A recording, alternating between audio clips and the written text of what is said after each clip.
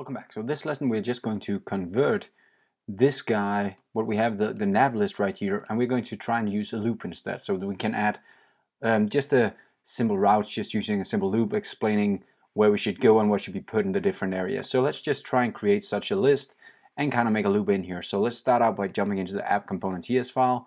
What we're going to define here is kind of just an array of all our routes. So I'm just going to make one called routes, and the routes is pretty much just going to be an array right now, and that array is going to contain some JavaScript objects right here. And the first piece of information inside the JavaScript object or the TypeScript object is just going to be the route, where we're going to go. And the route right here for this case is going to be just a slash, nothing else. That's going to be the main route. Now that means that we're going to also have a kind of a title for the route. Now the title for this route is going to be home, right? And the last thing we have for this route is going to be an icon. And the icon is of course going to be home as well in this case, but lowercase instead of uppercase. So this is my first route here that I want to be able to go to. Now the second route I want to use, I just copy this guy, is going to go to albums like this. And the name is going to be albums, and the icon is going to be folder, just like I defined earlier. Sweet. So now I kind of made a routes array right here in the app component. I can move that later. I can make a new component for it later if I want to, but now it's a route array. Now let's jump back to our actual app HTML, the app component HTML, because now I want to use this list of routes instead of actually going in and defining a new route every time like this. So what am I going to do? Well, I'm going to add a for each loop for this guy. So this route right here, we're going to add a for each, or for ngfor, that's the name in here.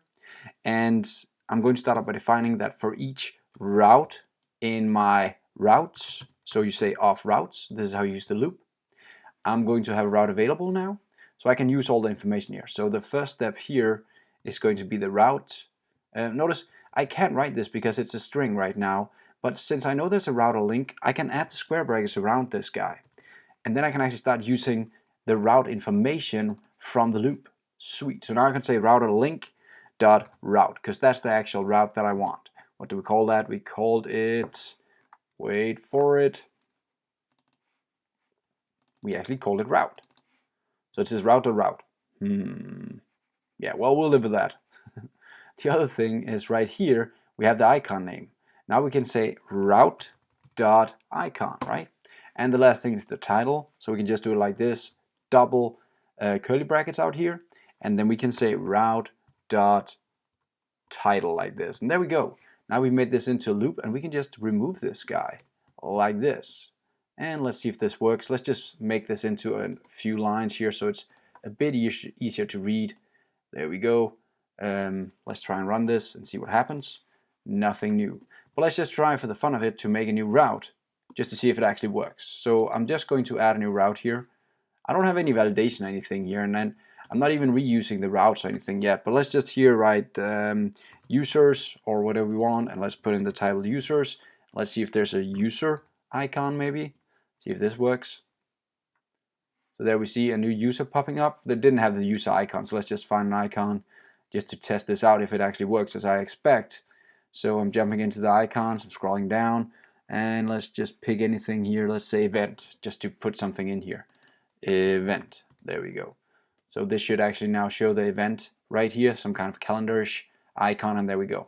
So that's how easy it is now to kind of add new routes just by adding them in here. Now we could start binding these guys, the routes, the actual routes, to the routing module, and we might do that later, but not for now. So now you guys have tried to change your actual routing list right here into having a simple loop that just runs over all the routes and adds this dynamically. See you next time, have fun.